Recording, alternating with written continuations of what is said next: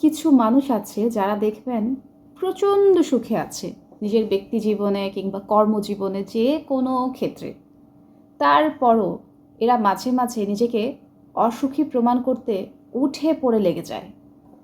কেমন যেন একটা মানসিকভাবে একটা তৃপ্তি পায় ফেসবুকে দুঃখ দুঃখ স্ট্যাটাস দিয়ে কিংবা দুঃখের ক্যাপশন দিয়ে এরা একটা মজা নেয়।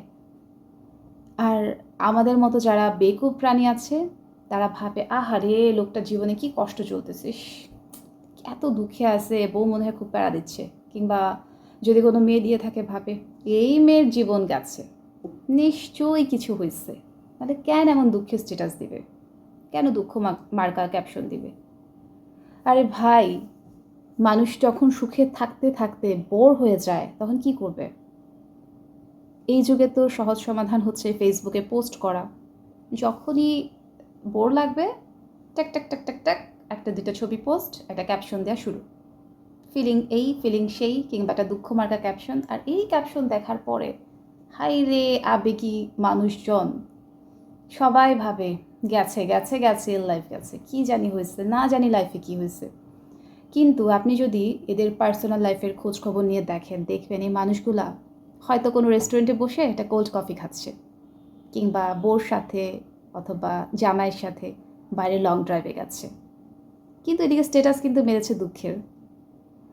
তো এদের এই সমস্ত দুঃখ মার্কা ক্যাপশন দেখে, স্ট্যাটাস দেখে বিভ্রান্ত হয়ে নিজের যে মানসিক শান্তি সেটাকে নষ্ট করবেন না। যারা এই টাইপের আবেগী মানুষজন আছেন যে এখনও ভাবেন মানুষের দুঃখ মার্কা স্ট্যাটাস মানেই হয়তো দুঃখ, না। ওই যে বললাম না যে মাঝে মাঝে সুখে থাকতে থাকতে মানুষ বোর ফিল করে, তখন কি করবে সে?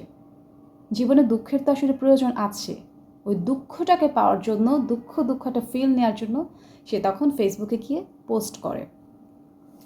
তো এই সমস্ত মানুষজনদেরকে বলছি যারা হচ্ছেন যে দুঃখী আপা কিংবা দুঃখী ভাইয়া, সুখে থাকতে নিজেকে দুঃখী প্রমাণ করেন, তাদেরকে বলছি যে আপনাদের এই যে একটা মানে ওয়ে নিজেকে দুঃখী প্রমাণ করা, আমি এটাকে আসলে স্বাগত জানাই। এর কারণ হচ্ছে আপনাদের এই সমস্ত দুঃখ মার্কা স্ট্যাটাস দেখার পরে সব থেকে বেশি আপনাদের উপর খুশি হয় হচ্ছে আপনাদের আত্মীয় স্বজনরা। এরা ভাবে এই ছেলের সংসার গেছে কিংবা এই মেয়ের সংসার একেবারে গন। ভাই, আপনি যে মানসিক মজাটা পান, ঠিক তেমনি একটা মানসিক মজা আপনার রিলেটিভরাও পায়। এরা গসিপ করার যে টপিক পায়, কিংবা ফ্রেন্ডের মধ্যে যদি কেউ হয় যে এরকম আপনাকে দেখতে পারে না, তারাও একটা টপিক পেয়ে যায়। আর এই দুঃখ স্ট্যাটাস সবার জন্যই ভালো।